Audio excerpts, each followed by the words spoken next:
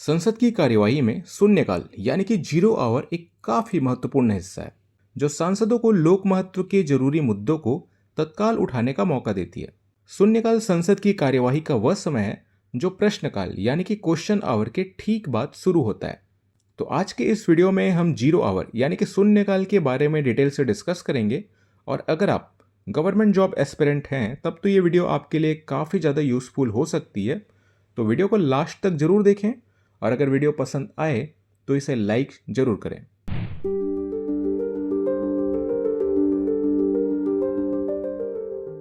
शून्यकाल यानी कि जीरो आवर भारतीय संसद की एक अनौपचारिक यानी कि अनऑफिशियल व्यवस्था है जो एक्चुअल में शुरू हुई 1962 से। शून्यकाल के बारे में जिक्र न तो आपको हमारे संविधान में देखने को मिलेगा, न ही इसका उल्लेख संसद की नियम पुस्तिका में है, पर फिर भी यह सांसदों के लिए काफी ज्यादा महत्वपूर्ण मंच है।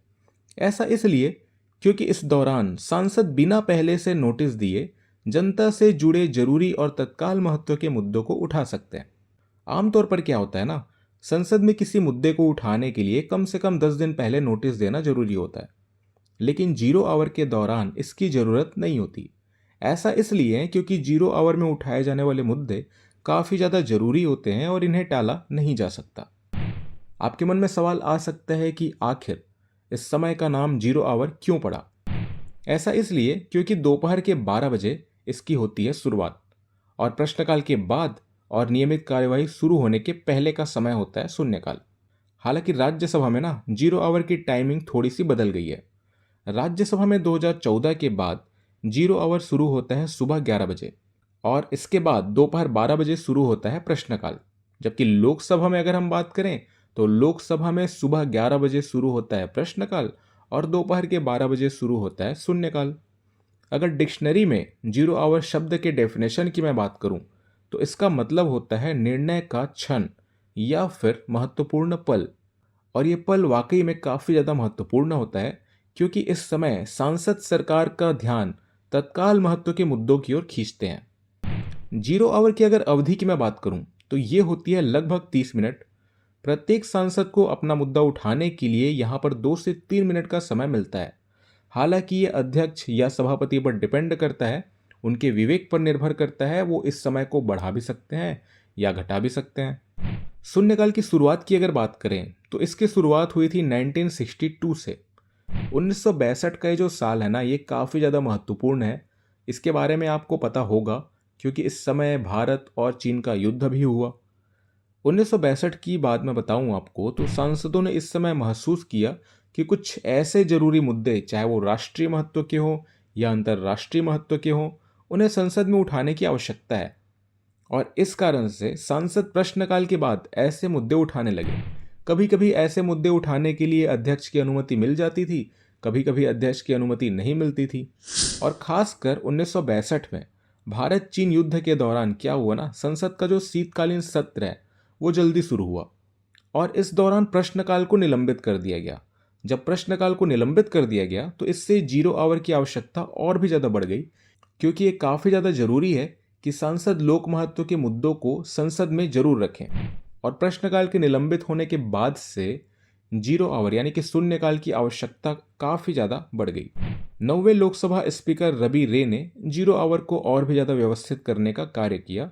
उन्होंने इसे नियंत्रित करने के लिए कुछ नियम बनाए ताकि सांसद जो है ना वो अधिक व्यवस्थित ढंग से मुद्दे उठा सकें और इससे संसद का समय भी बचे। अब हम बात करते हैं कि जीरो आवर आखिर काम कैसे करता है। तो सबसे पहले सिस्टम कुछ ऐसा है मेरे भाई कि पहले दिया जाता है नोटिस। सांसदों को जीरो आवर में मुद्दा उठाने के लिए उसी दिन सुबह 10 बजे लोकसभा स्पीकर या फिर राज्यसभा सभापति को लिखित में नोटिस देना होता है। इस नोटिस में पूरे मुद्दे का विषय स्पष्ट करना जरूरी होता है। अब इसके बाद ये अध्यक्ष या सभापति पर निर्भर करता है कि वो कौन से मुद्दों को जीरो आवर में शामिल करेंगे। लोकसभा की अगर बात करें तो रोजाना 20 मुद्दों को प्राथमिकता के आधार पर चुना जाता है और प्रत्येक सांसद को 2 से 3 मिनट का समय मिलता है।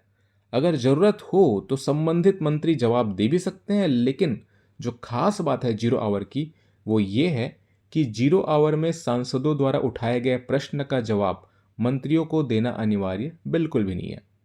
प्रश्नकाल के बारे में आपको पता होगा, प्रश्नकाल में सांसद सवाल पूछते हैं और मंत्रियों को जवाब भी देना होता है। बट जीरो आवर यानी कि शून्यकाल में ऐसा नहीं है। सांसद प्रश्न तो पूछ सकते हैं पर मंत्रियों का जवाब देना अनिवार्य नहीं है। जीरो आवर के अगर महत्व की मैं बात बताऊं आपको, तो जीरो आवर जो है ना, सांसदों को उन मुद्दों को उठाने का मौका देती है जो तत्काल महत्व के हैं और जनता के लिए काफ़ी ज़्यादा महत्वपूर्ण है।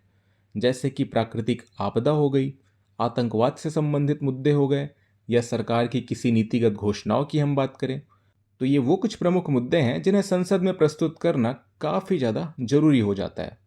इसके अलावा शून्यकाल सरकार की जवाबदेही को भी सुनिश्चित करती है। ये सरकार को जनता के मुद्दों पर तुरंत जवाब देने के लिए मजबूर करता है।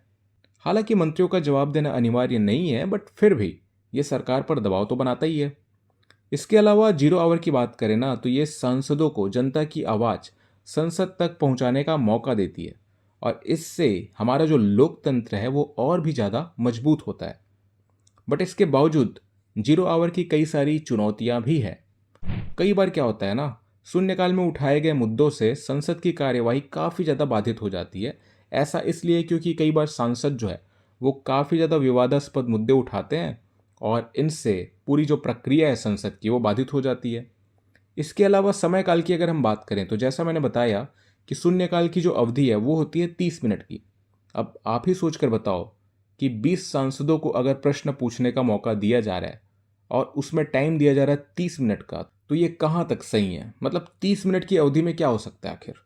हालांकि कभी कभी इसे बढ़ाया जरूर जाता है, बट फिर भी ये जो अवधि है वो काफ़ी ज़्यादा कम है, तो ये भी एक काफ़ी बड़ी चुनौती है। इसके अलावा जैसे मैंने बताया है कि शून्यकाल एक अनऑफिशियल प्रक्रिया है, एक अनौपचारिक प्रक्रिया है जिसका जिक्र न ही संविधान में है न ही संसद की नियम पुस्तिका में है, और इसलिए इसका दुरुपयोग होने की संभावना भी काफ़ी ज़्यादा बढ़ जाती है। तो ओवरऑल अगर हम देखें तो शून्यकाल जो है ना, वो सांसदों को जनता की आवाज़ को तुरंत संसद तक पहुंचाने का मौका देती है। यह लोकतंत्र का एक काफ़ी महत्वपूर्ण हिस्सा है जो सरकार को रिस्पॉन्सिबल बनाता है, सरकार को जवाबदेह बनाता है और ज़रूरी मुद्दों को सामने लाता है। हालांकि शून्यकाल को और भी ज़्यादा प्रभावी बनाने के लिए समय और नियमों को थोड़ा और व्यवस्थित करने की ज़रूरत है। तो इस वीडियो में हमने डिस्कस किया शून्यकाल यानी कि जीरो आवर के बारे में। वीडियो आपको कैसा लगा आप कमेंट बॉक्स में ज़रूर बताएं। अगर आप किसी गवर्नमेंट जॉब की तैयारी कर रहे हैं तब तो ये वीडियो आपके लिए काफ़ी ज़्यादा यूज़फुल हो सकती है। अगर वीडियो पसंद आया तो इसे लाइक ज़रूर करें और अपने दोस्तों के साथ शेयर भी ज़रूर करें। मिलते हैं अगले वीडियो में। Thank you.